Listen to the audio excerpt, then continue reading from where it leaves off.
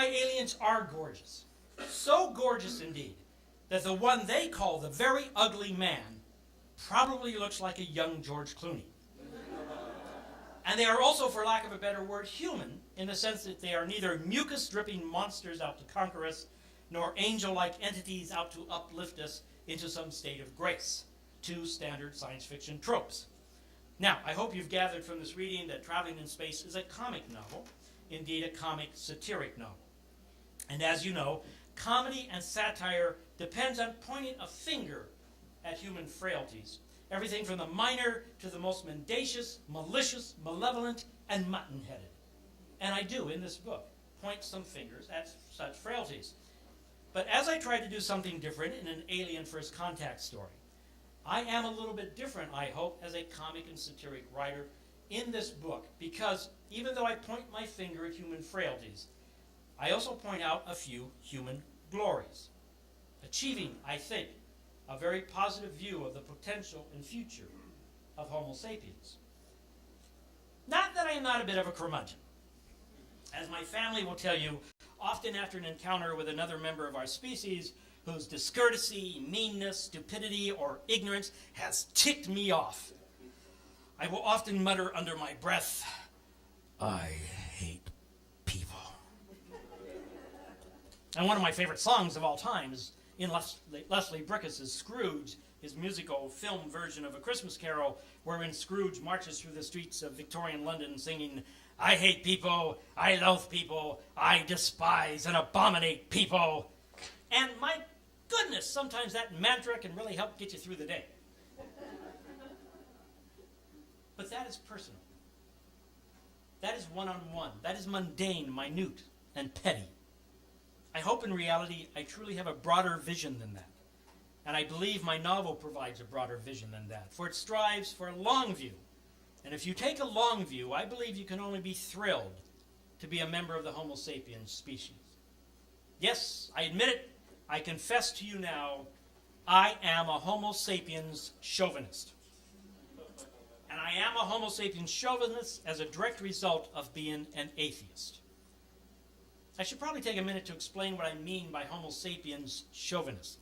As I mentioned earlier, and as you are all well aware, we are Homo sapiens. That is our species. Actually, to be accurate, being modern humans, we are Homo sapiens sapiens. But outside of reeking of redundancy, there are just too many S's when you add chauvinist. A chauvinist, of course, is someone who needed a drink of water. A chauvinist, of course, is someone who is aggressively and often blindly patriotic and loyal. Not a particularly positive word, but useful, I believe. Because I choose to declare that a Homo sapiens chauvinist is one who is aggressively loyal to his species, as opposed to blindly loyal to a god. The aliens in my novel learn a lot, not everything, but a lot about Homo sapiens, or as they call us, other life.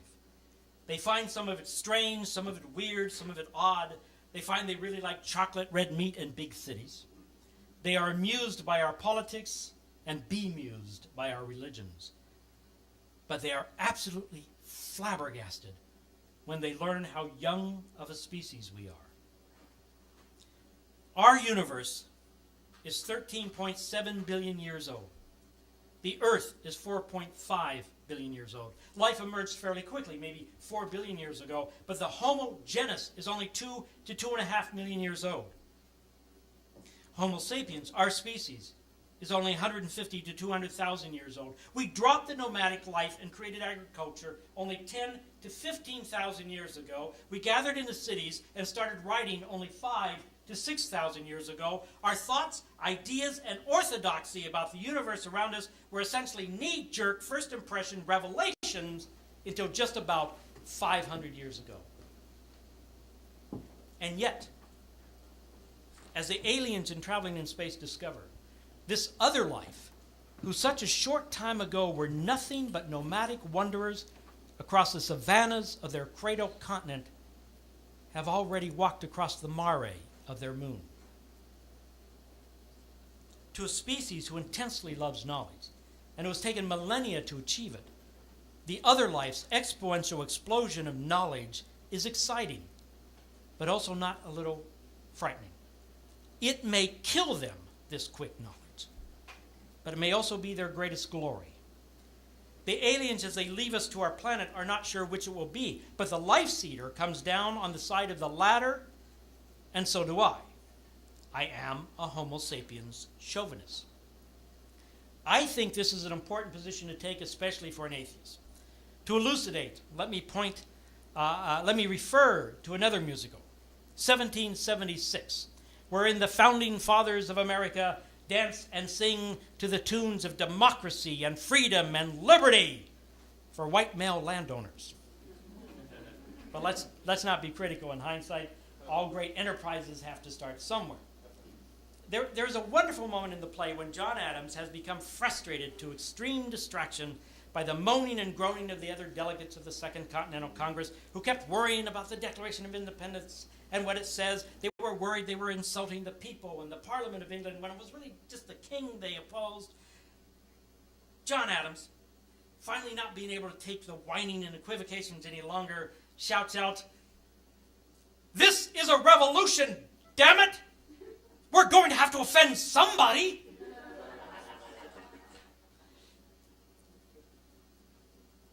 Ever since the notoriety achieved by the Four Horsemen, Dawkins and Dennett and Harris, and the late and very lamented Christopher Hitchens, they have found themselves being labeled not just new atheists, but angry, strident, divisive atheists, unpleasant and annoying men, probably with bad breath, who are just out to offend and tear down.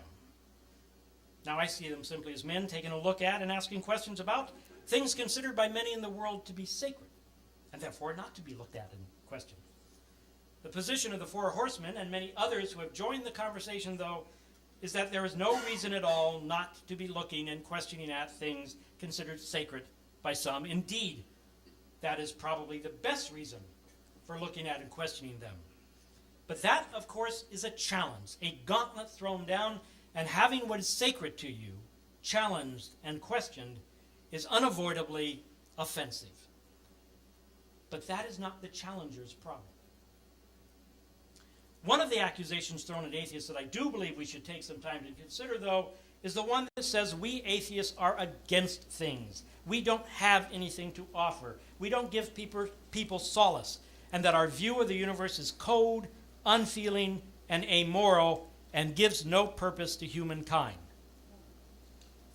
Well, I happen to agree that the universe is cold, unfeeling, and amoral. But that does not mean that we have to be.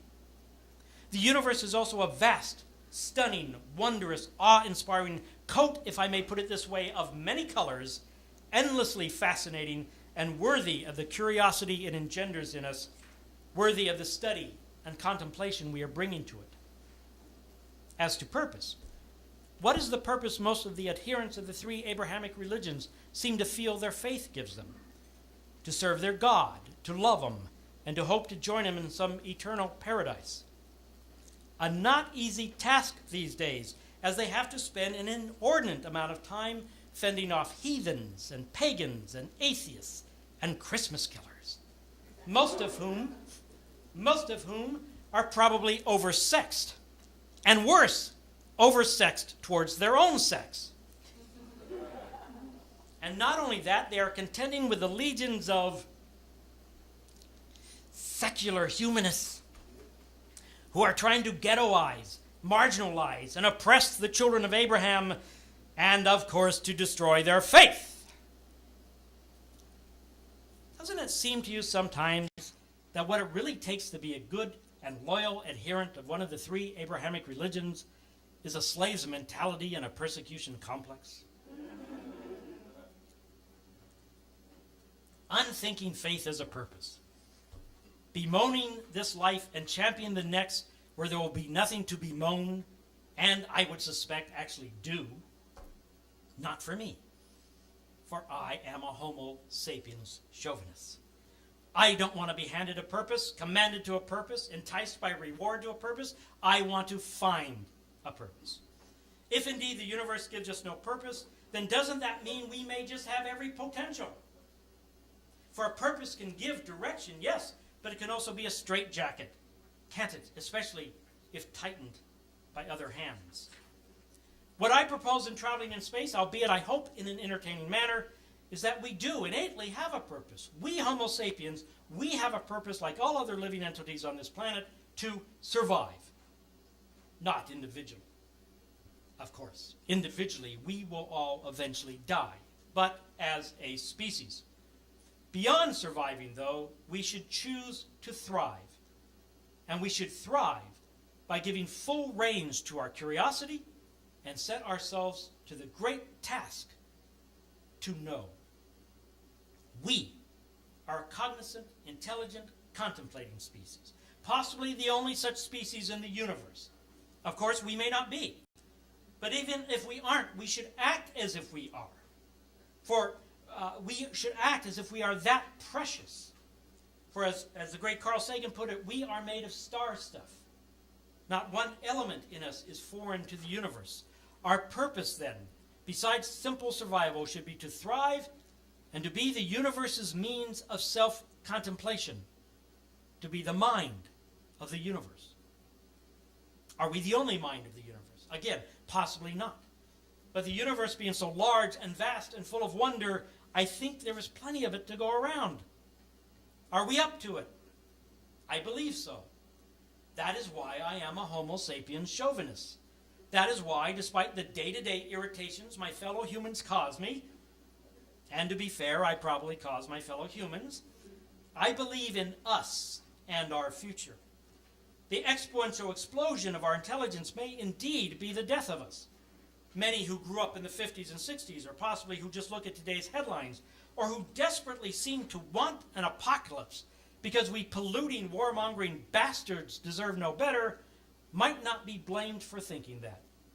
Certainly they seem very comfortable taking on the mantle, or should I say the shroud, of species self-loathing, considering us sinners at worst, or the worst of animals at best. Look beyond all that, though. Look deep into the growth of our species, as Steven Pinker has just done in this wonderful new book called The Better Angels of Our Nature, and you will see that it has not just been growth in knowledge, but maturity in character that has marked our history. We are not angels who have fallen. We are animals on the rise. Man has not been a beast, but he's been a bit of a brat. A phase we are growing out of in a continuing maturity that I believe will save us. It is not so much that my aliens in Traveling in Space are superior to humans as it is they are more mature, even with their own frailties and their own quirks. One mark of that maturity is, of course, their extreme love of life, because they consider it such a precious resource in the universe. Another is their intense love of knowledge, never taking anything on faith or celebrating ignorance. But the truly defining mark of their maturity, even though they may for a time balk, is that they are always willing to change when the conditions change. They always see the wisdom in adapting to survive as a species so that they may continue to contemplate the universe.